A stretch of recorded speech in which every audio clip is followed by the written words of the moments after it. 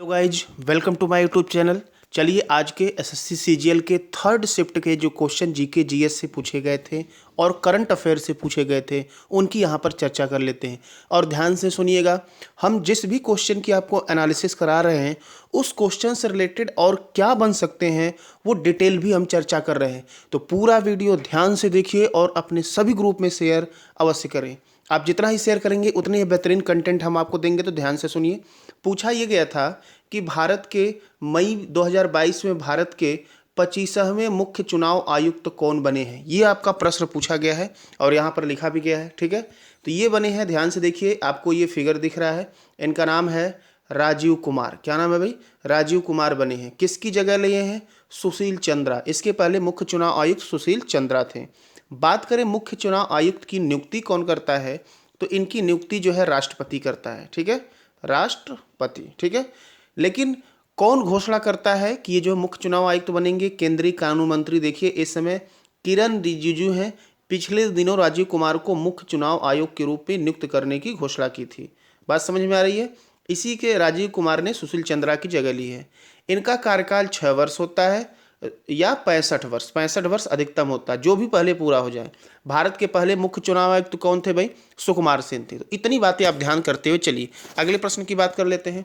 अगला आपसे पूछा गया था मकर विलक्कू, यहाँ पर आपको दिख रहा है मकर विलक्कू जो है किस राज्य का जो है, क्या है, ये एक त्योहार है। ठीक है, तो देखिए मकर विलक्कू आपको दिख रहा है केरल का है। ये सबरीमाला अयप्पा मंदिर में मकर संक्रांति पर आयोजित एक वार्षिक उत्सव है। तो मकर विलक्कू जो उत्सव है ये केरल का है। क्लियर है? मकर ज्योति एक तारा है जो मकर संक्रांति पर आकाश में दिखाई देता है। जब सूर्य इस वर्ष 14 जनवरी को मकर संक्रांति पड़ता है कि मलयालम महीने मकरम के पहले दिन धनु राशि से मकर राशि में जाता है। ओणम केरल का सबसे महत्वपूर्ण और लोकप्रिय त्यौहार है। तो ये ध्यान दीजिए, ओणम भी आप ध्यान दीजिएगा, बहुत ही धूमधाम और जोश के साथ मनाया जाता है ओणम। ठीक है, चलिए आगे बात कर लेते हैं। अब कुछ यहाँ पर हम क्या उत्सव की बात कर लेते हैं, क्योंकि उत्सव से हर शिफ्ट में पूछे जा रहे हैं। तो देखिए उड़ीसा में कलिंग महोत्सव और चंदन यात्रा, very very most important question, कई बार एसएससी में रिपीट हुआ है। कर्नाटक में उगादी, दशहरा और करागा, याद कर लीजिए, उगादी, दशहरा और करागा। तमिलनाडु में पोंगल, थिरुवैयारू महोत्सव और महामहम महोत्सव। इन सबको आप रट के ही जाएं। क्लियर है? अगले प्रश्न की बात करते हैं। पूछा गया था जिंक सल्फेट का जो है रासायनिक यहाँ पर सूत्र पूछा गया था। तो देखिए ZnSO4 इंटू 7H2O। तो जिंक सल्फेट का रासायनिक सूत्र है ZnSO4 इंटू 7H2O। ठीक है, जिसे सफ़ेद विट्रियल के रूप में भी जाना जाता है। कौन सा विट्रियल? सफ़ेद विट्रियल। यह एक क्रिस्टलीय रंगहीन पानी में घुलनशील चूर्ण है जो मुख्य रूप से खाल और लकड़ी को संरक्षित करने के लिए रंग बिरंगी चित्रकला में रंगबंधक के रूप में, कागज के विरंजन में और दवाओं में उपयोग किया जाता है। ठीक है, चलिए आगे बात कर लेते हैं। अगला यहाँ पर एक किला आपका पूछा गया है जिसका नाम है बक्सा किला। पूछा गया था किस राज्य में स्थित है। तो देखिए ये बक्सा किला पश्चिम बंगाल के अदिलपुरद्वार जिले के अदिलपुरद्वार उपखंड के कालचीनी सीडी ब्लॉक में 867 मीटर की ऊंचाई पर बक्सा टाइगर रिजर्व में स्थित है। तो आपको ज़्यादा नहीं जानना है, कुछ लोग बक्सा कुछ लोग बुक्सा भी कहते हैं। आपका ये बक्सा टाइगर रिजर्व भी पूछा जाता है। ठीक है, तो ये अगर पूछा जाएगा तो भी आप पश्चिम बंगाल कहेंगे, और उसी में क्या है, एक बुक्सा किला भी है।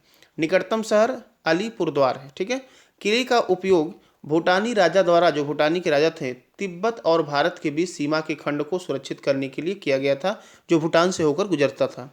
तिब्बत के कब्जे में उथल पुथल के दौरान सैकड़ों शरणार्थी बाद में उस स्थान पर पहुंचे और परित्यक्त किले को एक आश्रय स्थल के रूप में इस्तेमाल किया। ठीक है, तो आपको बुक्सा टाइगर रिजर्व भी जानना है और बुक्सा किला भी जानना है। ठीक है, चलिए आगे अगले प्रश्न की बात करते हैं।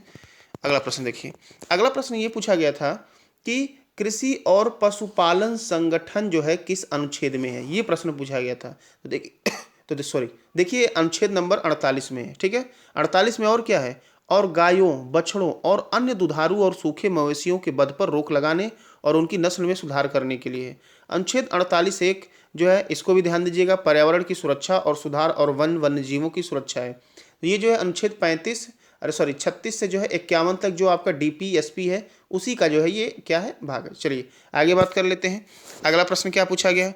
पूछा गया था रेमन मैग्सेसे पुरस्कार की शुरुआत कब हुई थी। तो देखिए रेमन मैग्सेसे पुरस्कार की शुरुआत सर्वप्रथम 1957 में की गई थी। कब की गई थी भाई? 57 में। यह पुरस्कार एशिया महाद्वीप का सर्वोच्च नागरिक पुरस्कार तथा प्रमुख पुरस्कार माना जाता है। फिलीपींस देश के स्वर्गीय राष्ट्रपति रेमन मैग्सेस की याद में इसकी शुरुआत हुई थी तथा इन्हीं के नाम पर इस पुरस्कार का नाम पड़ा। ठीक है, फिलीपींस के राष्ट्रपति के द्वारा उन्हीं के नाम पर हुआ था।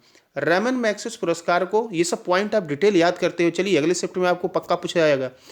इसको एशिया का नोबेल पुरस्कार भी कहा जाता है। यह पुरस्कार वर्ष 2019 में 5 व्यक्तियों को दिया गया। इन 5 व्यक्तियों में भारत के प्रमुख पत्रकार रवीश कुमार, जो कि एनडीटीवी में थे और एनडीटीवी में अभी 2 दिन पहले रवीश कुमार ने छोड़ दिया है, को भी यह पुरस्कार दिया गया है। ठीक है, तो ये इतने क्वेश्चन हमको अभी तक मिले हैं और भी जो भी क्वेश्चन मिलते हैं जल्दी हम आपके सामने लेकर उपस्थित होंगे। तब तक इसको डिटेल रिवीजन करके ही जाएं। धन्यवाद।